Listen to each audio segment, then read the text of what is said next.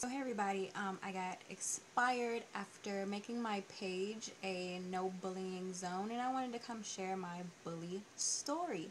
So I guess I'll share like the first time I was actually bullied, which was probably in like elementary school.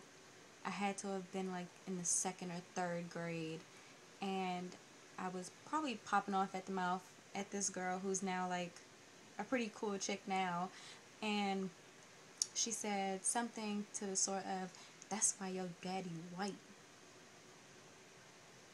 And you know, as a young kid, you pause, and I just remember like crying because then you don't like necessarily understand the difference between like races. And of course, I went to like a predominantly black and Hispanic school in elementary school. So I didn't know, I didn't understand. And so that made me kind of like ashamed to be seen with like my white side of the family, which is totally bad. Like, I totally regret that now. But now that I'm older, I understand more. And I understand, like, where those feelings come from and how bullies can influence, like, so much in your life. And then, like, the second time, had to have been in middle school. I was in, like, maybe the 6th, 7th grade. And this guy, I, like, didn't like me back because I had a unibrow. Like, a lot of people have unibrows, but like I had a serious one because I have a hairy gene and I have like a mustache. And he was like, "I would never talk to her, she has a mustache." Like, the very next day I went to go get my eyebrows and my mustache waxed off. It had to go. And I mean, I think just bullies just make you feel like ashamed of yourself, like ashamed to accept who you are, like you feel like you have to change. And I would never want my son to go through that, like, and I would never want him to be a bully.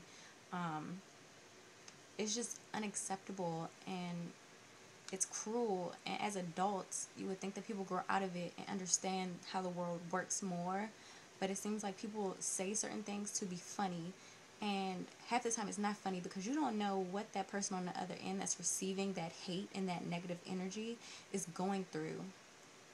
And I think that's why so many people like commit suicide, because they just can't handle all that negative energy that's coming their way. And instead of like speaking out and talking to people about the issue, like they just feel like that's it, they can't deal with it anymore.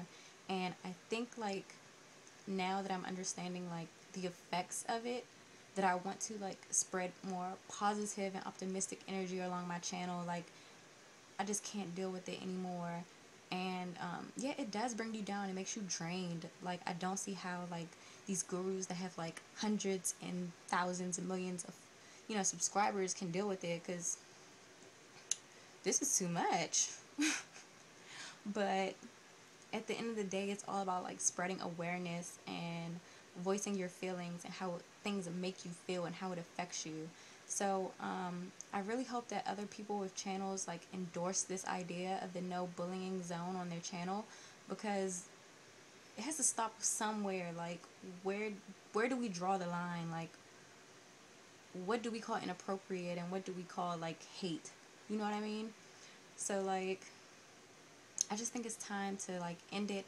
I hope you guys will make a your bullying story tag, and just spread some awareness. I'm gonna leave like some links down below about bullying and like some petitions or whatever. I just think it needs to stop on YouTube. Like, let's support each other, let's build each other up, especially as women and women of color. Like, we're already hated on enough. Isn't it just time like to be over it? Like, is anyone else over it?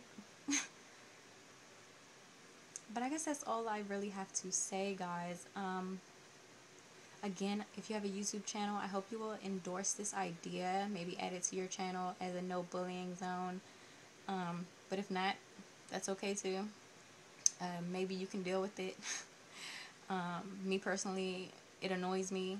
But I guess that's it, ladies. I just wanted to come and share my story. So I guess I'll talk to you guys later.